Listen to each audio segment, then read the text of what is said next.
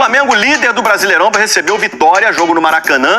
Débora Gares, o povo quer saber notícias do Flamengo pro jogão de hoje.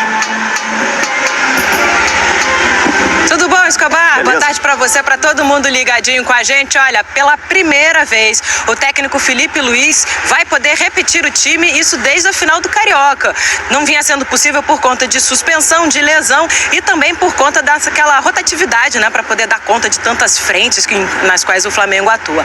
Dessa vez vai ter a semana livre depois pra poder recuperar jogador, né, pra poder treinar, e no momento só tem o Pulgar no departamento médico se recuperando aí da cirurgia no pé. Provável escalação, então, vamos acompanhar juntos: Rossi no gol, Varela na lateral direita ou Emerson Royal, na zaga Léo Ortiz ou Danilo, que está à disposição também do treinador, ao lado do Léo Pereira, Alexandro na lateral esquerda, no meio campo Jorginho, Saul e Arrascaeta, lá na frente o Plata ou Luiz Araújo, o Pedro e o Samuel Lino, lembrando que o Lino, o Léo Ortiz, o Léo Pereira e o Alexandro estão na lista larga do Ancelotti. Também vive aquela expectativa, né, de serem convocados logo mais para a seleção, quem sabe? 50 mil ingressos foram vendidos já para essa partida, Escobar. Pois é, a torcida do Flamengo esperando a festa dos marmanjos, logo mais, mas a garotada do Flamengo já fez festa aí, no Maracanã, no sábado, né? Exatamente, fizeram festa por aqui na disputa da final da Copa Intercontinental Sub-20, que é o Mundial, e que o Flamengo conquistou pela segunda vez, se tornou bicampeão. Jogo que foi eletrizante, foi nos acréscimos, né? Acabou sendo vencido nos pênaltis. Primeiro o Lohan abriu o placar para o Flamengo, o Barcelona virou nos acréscimos. Aí sim, o Iago, capitão e zagueiro, no último lance da partida, levou esse jogo para os pênaltis, e aí brilhou a estrela do Léo Nanete, goleiro que defendeu 2 cobranças. Vou chamar aqui o seu Cláudio, que é vendedor aqui dos arredores do Maracanã, há mais de 50 anos, vendeu muita faixa por aqui no sábado? Eu só na entrada do jogo eu vendi umas 80 faixas, eu trouxe só 100 faixas, tá entendendo? Né? E aí depois, quando acabou o jogo? Aí acabou o jogo e eliminou as faixas todas. O menino é menino de ouro e o placar de hoje vai ser... Hoje vai ser quanto? 4-0 Flamengo. Confiante, tá vendo? Só ele vendeu 100 faixas no sábado e ainda tá na expectativa de mais uma vitória hoje, Escobar. Eu volto com Malvadinho você. já foi campeão, hoje é a vez do Malvadão. Valeu, Débora. Uma semana do Brasileirão para o dia 7 de dezembro. Algo que o Rubro Negro e o Palmeiras eram contra inicialmente, prestem atenção. A CBF abordou o Flamengo com a ideia, alegando que seria do interesse do clube. Nestas conversas, BAP, presidente do Flamengo, respondeu que não queria nenhuma mudança no calendário feito por ele, sem aceitar nenhuma sugestão de ninguém. Porém, fizeram do mesmo jeito. Na visão do Flamengo, na história dos pontos corridos, jamais houve tamanha interferência na tabela. Ontem, ainda no sábado, na entrega da medalha do título do Mundial Sub-20 conquistada pelo Flamengo, BAP deixou claro para o presidente da CBF, Sami Chaldi, que iria se inteirar sobre o assunto. O que o Flamengo fará? A informação que eu tenho, como disse primeiramente um amigo Bernardo Ramos e nós confirmamos, o clube vai emitir uma nota oficial sobre o assunto, citando os dirigentes da CBF e criticando a decisão da entidade. E quando a gente fala dirigente da CBF, leia-se Júlio Avelar, diretor de competições da CBF, e Sami Chaldi, presidente da CBF. Por que a diretoria não tenta uma reunião com a CBF? Fiz esse questionamento e me responderam: não fará isso, e o motivo já foi citado acima. A CBF vinha conversando com o Flamengo para saber a opinião do clube sobre essa mudança no calendário e mesmo assim a entidade manteve a decisão. Ou seja, pouco se importaram com a opinião do Flamengo. Por que o Flamengo e o Palmeiras se sentem prejudicados? A CBF alterou o calendário do Brasileirão, adiantando o fim da competição para o dia 7 de dezembro. Antes iria até o fim de dezembro, dia 21, se não me engano.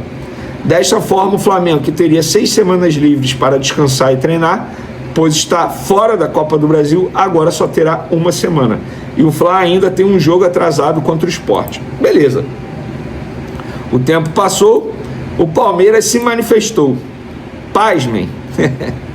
O Palmeiras se manifestou a favor da CBF. E eu vou ler na íntegra o que o Palmeiras disse. Em razão da participação de 4 times brasileiros na Copa do Mundo de Clubes da FIFA, a CBF conversou no fim do ano passado com seus parceiros e com os clubes da Série A sobre a necessidade de ajustar o calendário da temporada 2025.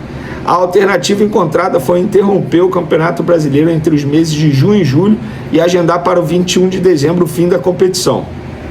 Todos estavam cientes, portanto, da possibilidade de as rodadas finais do Brasileirão coincidirem com as do Intercontinental, competição que o campeão da Libertadores disputará a partir de 10 de dezembro.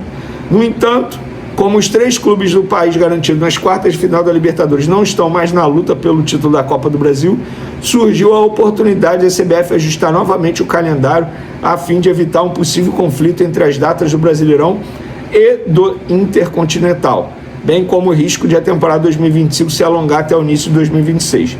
Desse modo, o fim do Brasileirão foi antecipado para 7 de dezembro e a final da Copa do Brasil se realizará no dia 21 de dezembro. Diante deste difícil contexto apresentado, o Palmeiras compreende e respeita as alterações divulgadas no sábado pela CBF. Bom, beleza. Eu vou trazer aqui mais apuração sobre isso. Inclusive, os amigos do GE também publicaram. É basicamente a mesma apuração nossa, porque é óbvio que eles estão falando com as mesmas pessoas, não faz no menor sentido, e com certeza as pessoas estão passando os mesmos pontos, até porque um ponto de insatisfação não é diferente de insatisfação da mesma pessoa, não faz o menor sentido, mas enfim, vocês entenderam. Os pontos de incômodo do Flamengo com a mudança de calendário feita pela CBF. O clube já tinha se organizado para ter 4 períodos sem jogos, semanas das semifinais e finais da Copa do Brasil, para focar nos treinos e na recuperação dos jogadores. Boa parte do elenco, inclusive, é sempre convocado para as suas respectivas seleções nas datas FIFA, tá? Enxergou a mudança como um favorecimento ao Cruzeiro, que dos 3 favoritos ao título Brasileirão, será o único esse período para descanso e preparação nas semanas da Libertadores. Flamengo e Palmeiras ainda estão na disputa.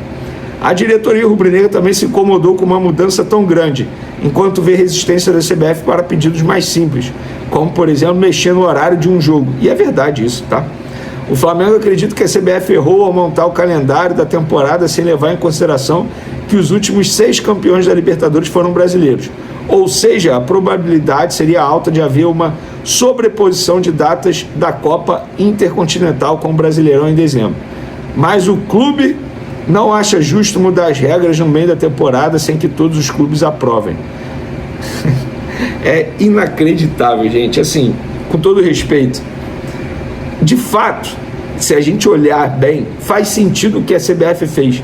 Mas... Fala, nação rubro-negra, somos do canal Fla do Povo, e hoje venho trazer uma notícia que está dando o que falar, e envolve um dos nomes mais importantes da história recente do Mengão, Gabigol, o atacante que se tornou ídolo ao marcar gols decisivos, conquistar títulos históricos e se eternizar no coração da torcida, mas que hoje vive um momento de incerteza e distância do clube, enquanto o Flamengo segue se reforçando com nomes de peso como Emerson Royal, Saúl Ñíguez, Nicolás de la Cruz e Samuel Lino. Gabriel observa de fora esse processo e sente que perdeu espaço no elenco que ajudou a transformar em um dos mais temidos do continente. Essa sensação de estar esquecido mexeu profundamente com o jogador, que, segundo informações do jornalista Mauro Mendes, decidiu tomar uma atitude ousada e procurar diretamente o técnico Filipe Luís, ex-companheiro de campo e hoje comandante rubro-negro. Na ligação, Gabigol abriu o coração, demonstrou vontade de voltar e perguntou se teria chance de ser reintegrado ao grupo, mas a resposta foi rápida e objetiva. Filipe afirmou que não cabe a ele decidir esse tipo de questão,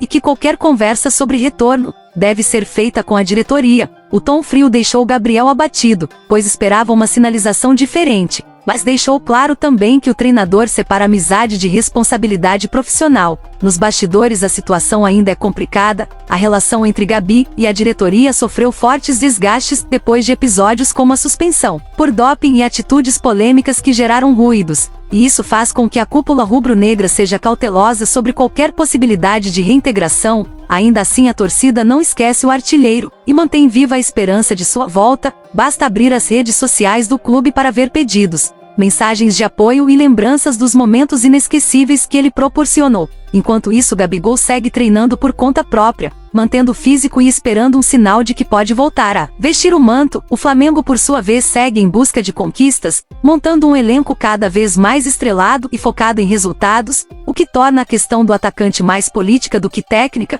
O tempo vai passando e a situação continua indefinida, mas no futebol tudo pode mudar de repente, e essa história ainda pode ganhar um desfecho surpreendente, seja de reconciliação com o clube que ele tanto ama ou de despedida definitiva, e a pergunta que fica para você torcedor é simples: o ciclo de Gabigol no Mengão acabou, ou ainda existe espaço para ele escrever novos capítulos de glória com essa camisa? Comenta aí, se inscreve no canal, ativa o sininho para não perder nenhuma atualização, e segue com a gente porque vamos acompanhar cada detalhe dessa novela, até o último instante. Saudações rubro-negras.